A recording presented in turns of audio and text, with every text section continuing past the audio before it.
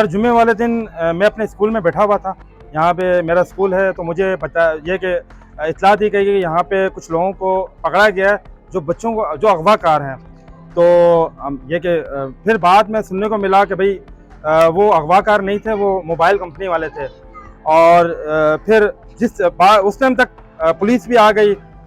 पता चला कि भाई यहाँ पे लोगों का शोर वगैरह हुआ। ये भी सुनने में आया कि ऐलानात वगैरह भी किए गए कि भाई अगवाकार आए हैं, लेकिन ऐसा कुछ नहीं था। वो अगवाकार नहीं थे, वो मजलूम थे। वो यहाँ पे हमारे पाकिस्तानी शहरी थे, हमारे मुसलमान भाई थे, और उनको बेदर्दी से जिस तरीके से ये पत्थर हैं उससे मारा गया। अचानक गाड़ी आया हुआ यहाँ पर, फिर शोर शराबा हुआ, बच्चा पकड़ने वाला आया, फिर छोटा छोटा बच्चा निकला, मेरा बच्चा पकड़ने वाले इनको चेक किया, तलाशी किया।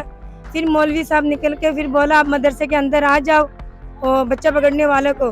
फिर बच्चा पकड़ने वाला को बोला अंदर आ जाओ, वो मान रहे ने मदरसे के अंदर जाने के लिए। जब नहीं मान रहे, कह रहा अब मदरसे के अंदर हम लोग को जाके बता दो, फिर हम लोग आपको छोड़ देंगे। वो बंदा जा रहे नहीं। फिर वो इमाम की बच्चा, कहाँ से बाहर से भी बच्चा है था, सब बच्चा आके मिल के उन लोग के ऊपर हमला कर दिया। सब तलाशी किया, तलाशी करने के बाद ये हादसा हुआ। फिर इमाम को जब ये पकड़ा, फिर इमाम ने रोक नहीं सका, सबको मना भी है तब भी नहीं रोक सका। फिर ये अचानक इतना हादसा हो गया। लेकिन हम लोग माफ़ी चाहते हैं, कुरान शरीफ का वास्ता, ये बच्चों के वास्ता हम लोग दुआ करते हैं और नियाज भी करते हैं। हम सबको, बेकसूर को, कसूरवार को, सबको माफ़ कर दो, बस इतना चाहते हैं हम लोग।